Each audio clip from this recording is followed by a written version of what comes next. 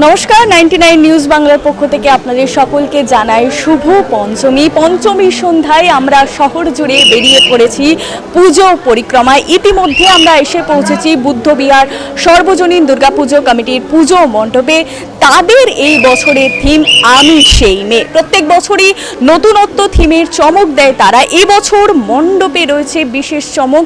বিভিন্ন স্ট্যাচু দিয়ে তারা বুঝিয়েছেন যে সমাজে নারীরা পিছিয়ে নেই এবং অসুরদের বধ করতেই নারীদের আসতে হয় বারবার মা দুর্গা রূপে।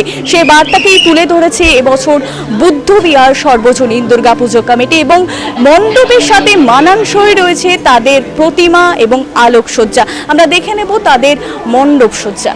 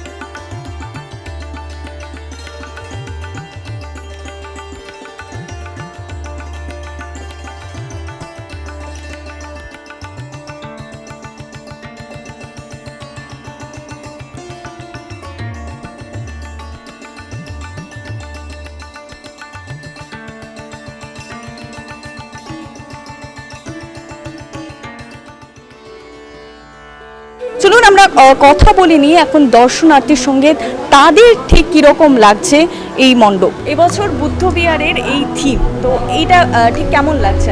খুবই ভালো লাগছে, মানে দেখতে তো খুবই ভালো লাগছে। খুবই মানে আমরা তো অনেক মানে বিকেল থেকে বৃষ্টির মধ্যেও বেরিয়ে গেছি, কোনো বৃষ্টি আটকাতে পারিনি ঠাকুর দেখতে, তো খুবই ভালো লাগছে। এই বাঙালির দুর্গা পুজো, হ্যাঁ চতুর্থী থেকেই শুরু হয়ে গেছে, পঞ্চমী তো একটু লেট হয়ে গেল, এখন একদম একাদশী পর্যন্ত এক কদমে চলবে। হ্যাঁ একদমই অন্যরকম এবং ভীষণ সুন্দর, মানে কারুকার্য ভীষণই ভালো লাগছে। এরপর মানে সব মণ্ডপ ঘুরে বেড়াবো, খাওয়া দাওয়া, বাইরে খাওয়া দাওয়া এনজয়, দুর্গাপূজা যেরকম হয় প্রতিবারের মতো। আমরা পানাগড় থেকে আসছি।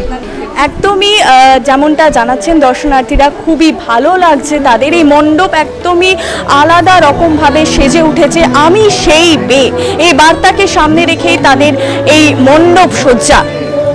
দুর্গাপুর থেকে অপর্ণা ভুই, 99 নিউজ বাংলা। আপনারা দেখছেন 99 নিউজ বাংলা। বদলাবো আমরা।